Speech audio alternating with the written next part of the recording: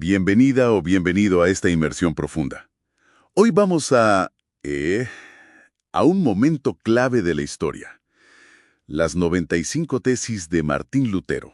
Un tema fascinante, sin duda. Sí, y nos basamos en un análisis de Luis Alberto Carela Santiago para entender qué decían realmente, ¿no? Estas tesis clavadas en una puerta hace ya más de 500 años.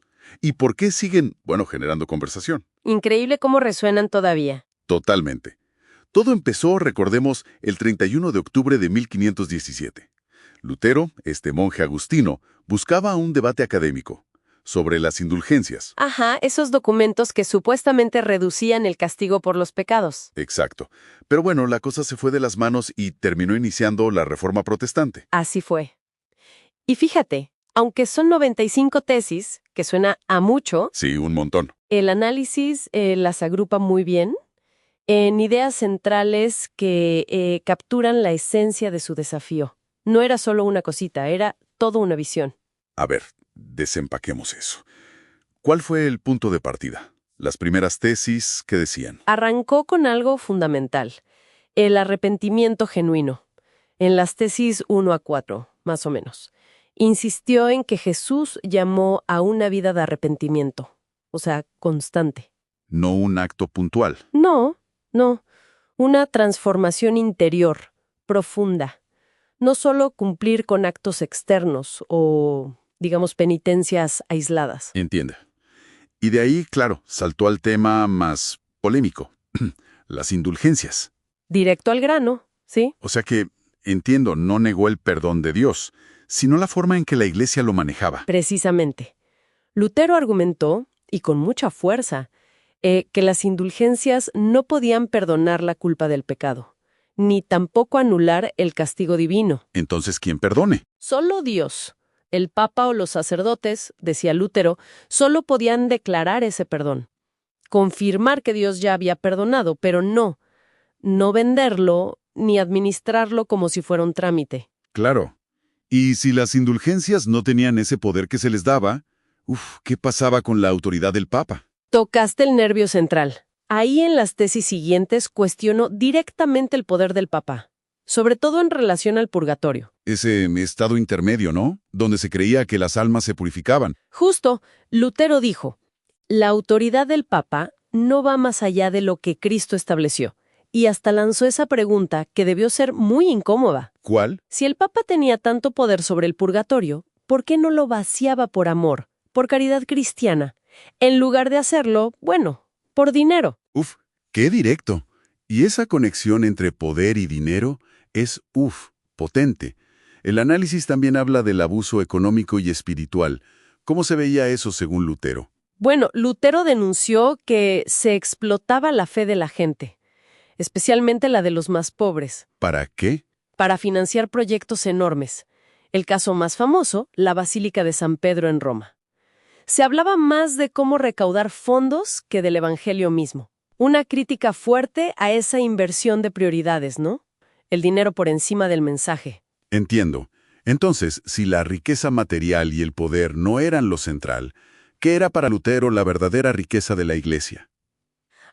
Ahí está el corazón de todo. Lo resume muy bien la tesis 62, creo. La verdadera riqueza, el tesoro más grande, no son los edificios ni el oro. Sino El santísimo evangelio de la gloria y la gracia de Dios. Volver a eso, a la fe, a la palabra de Dios como centro absoluto de todo. claro, si combinas ese desafío a la autoridad papal, la crítica económica tan fuerte, y le sumas la imprenta, que difundió todo rapidísimo. Explotó. Fue una tormenta perfecta, como decís. Tocó intereses económicos muy poderosos, cuestionó siglos de autoridad papal y además, Conectó con un sentir popular. un descontento. Sí, un descontento que ya existía por los abusos de algunos clérigos.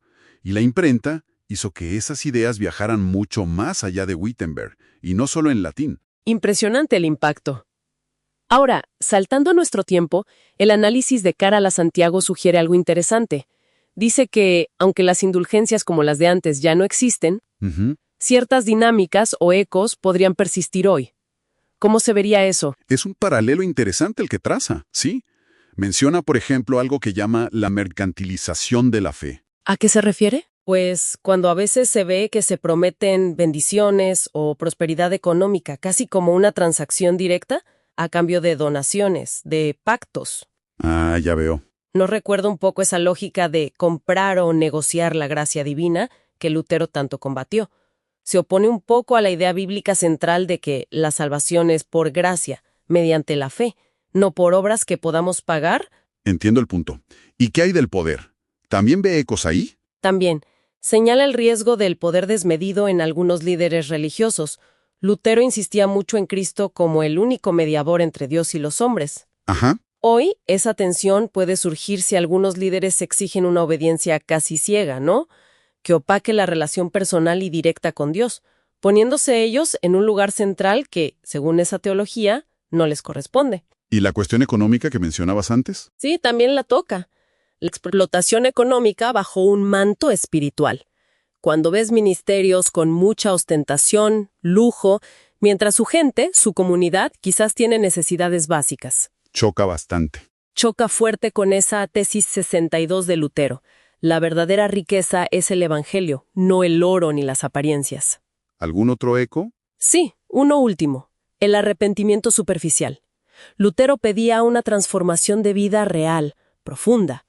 El análisis advierte contra una fe que se reduce a eventos, a emociones momentáneas o rituales. Sin un cambio de fondo. Exacto, sin un cambio de vida genuino, recordando ese llamado bíblico a un arrepentimiento y conversión verdaderos. Parece entonces que las 95 tesis fueron mucho más que un documento histórico. Fueron como un llamado a volver a centrar la fe en su esencia. Exacto, un llamado potente a poner a Cristo en el centro, a cuidarse mucho de no convertir la fe en un producto, a entender el liderazgo como servicio, no como poder, y a buscar siempre una transformación auténtica. Y bueno, ese llamado creo que sigue vigente. Sí, nos deja pensando bastante. Sobre todo, si esas dinámicas pueden reaparecer, quizás con otras caras, hoy en día. Quizás la pregunta que nos queda flotando, ¿no?, es justamente esa. ¿Cómo aseguramos hoy, cada uno y en nuestras comunidades, esa reforma continua, ese volver constante al evangelio simple y poderoso que Lutero defendió hace ya tantos siglos?